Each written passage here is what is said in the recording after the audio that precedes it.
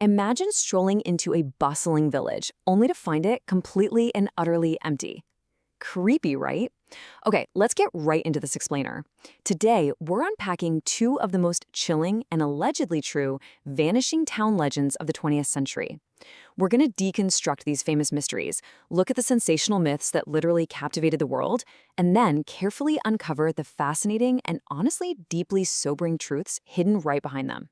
I mean, how does an entire town simply vanish overnight? It's a terrifying thought. It hooks our psychology instantly, setting this perfectly spooky atmosphere for what we're looking at today. We've all heard ghost ship stories, sure, but the idea of hundreds of people collectively disappearing without a single trace? That taps into a primal fear of the unknown.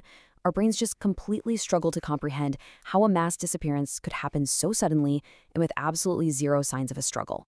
So we're dealing with two haunting legends today, Hoy Verde in Brazil from 1923 and Angikuni Lake in Canada from 1930.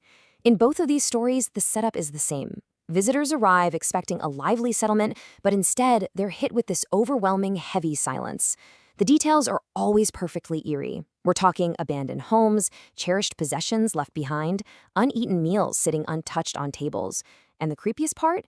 Zero trace of human life. No footprints, nothing. It's like they just evaporated. Part 1. Unraveling Hoy Verde, the phantom town of Brazil. Let's head deep into the South American jungle. The 1923 legend of Hoy Verde reads exactly like a Hollywood thriller. The story goes that on February 5th, visitors hiked into the town only to find nobody.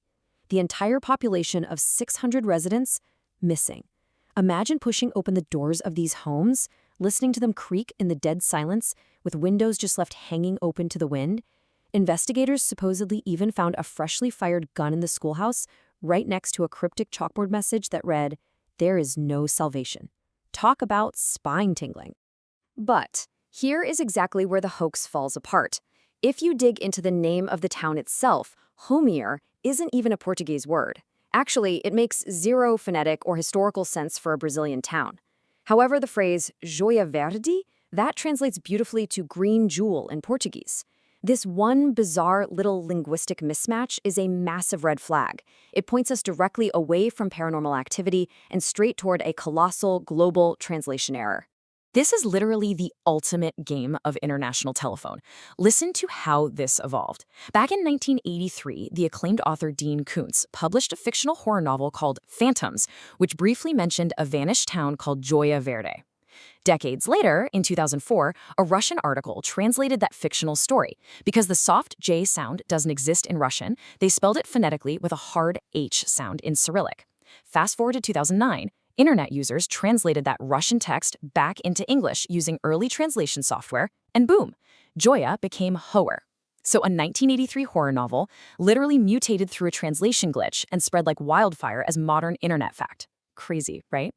Moving on to part 2, the Angikuni Lake hoax. Snowballing a sensational tale. Because while Hoy Verde was pure fiction, our second legend was based on a real place, which makes its distortion even more fascinating. Picture this, November 1930, the bitter, unforgiving Canadian Arctic. A fur trapper named Joe LaBelle walks into a camp at Angikuni Lake and is met with absolute silence. He reports these intensely suspenseful details to the authorities. Empty caribou skin tents, cooking pots suspended over cold, dead fires, and most alarmingly, prized rifles left behind in the camp. For an Inuit hunter to abandon their main survival tool, that is the ultimate red flag. LaBelle even claimed the sled dogs were frozen solid at their leashes. Now watch how a misunderstood discovery snowballs completely out of control. In 1931, a reporter published an article in the Halifax Herald claiming 30 people had vanished, throwing in stuff like disturbed graves and uneaten caribou stew for dramatic effect. But then we hit 1959. A broadcaster named Frank Edwards publishes a book called Stranger Than Science and manufactures a massive hoax out of thin air. He inflates the population to over 1,000 people, invents mysterious blue UFO lights, and claims bodies were completely exhumed in an overnight vanishing. But here's the reality check. The RCMP investigated this immediately back in 1931 and totally debunked it.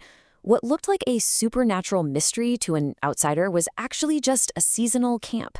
The Padlermu and Aharmut bands of the Caribou Inuit moved constantly with the caribou herds.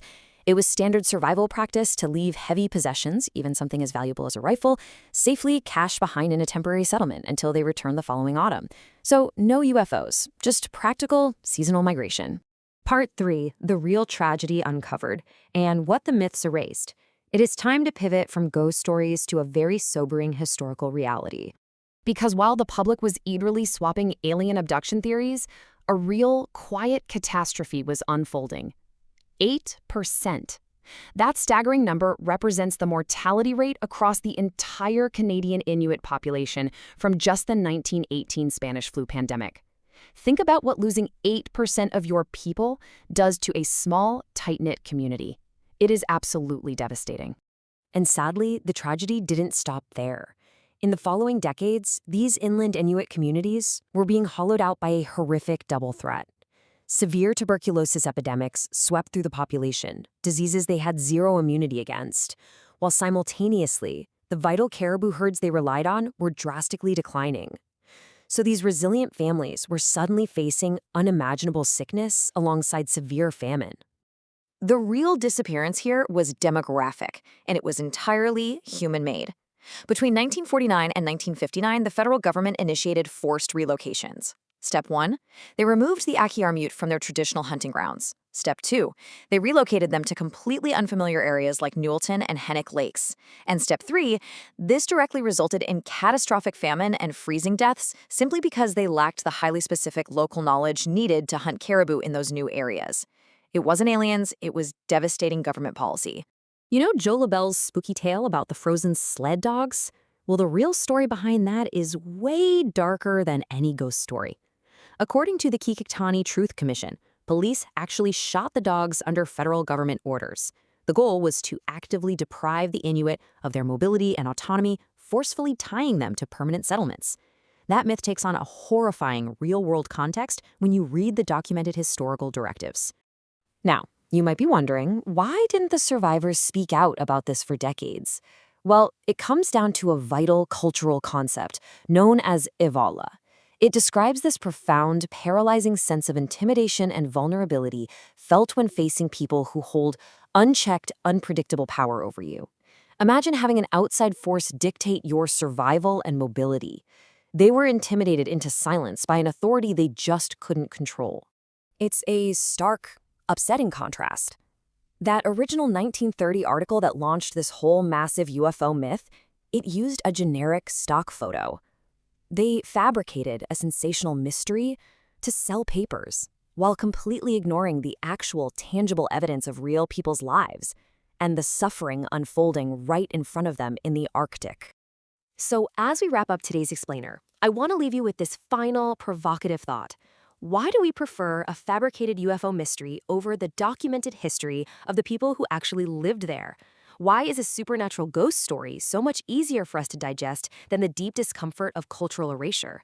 It really shows how easily our media can overwrite the truth. I hope you remember the real history of the Caribou Inuit the next time you hear a spooky story about a vanished village. Thanks for hanging out with me today. Keep asking those hard questions, and I'll catch you in the next one.